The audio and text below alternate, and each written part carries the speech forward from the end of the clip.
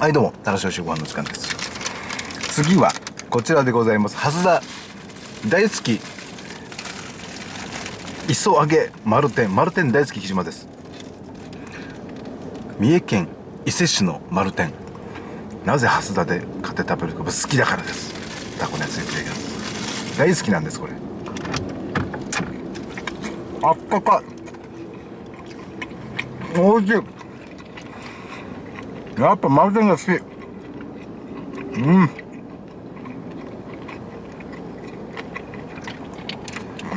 味しいね。やっぱ天ぷら美味しいね。僕は天ぷらが大好きだ。やっぱタコたっぷりだ。紅生姜のバランスもいい。ごめんなさい、繰り返したところが。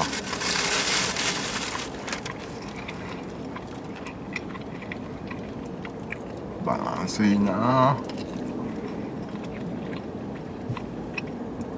じゃがいものやつも美味しいんだよね。じゃがいもバターのあれも美味しいよね。また食べたいな。今思い出した。いや美味しいわ。すごいわやっぱ。丸天やっぱすごい。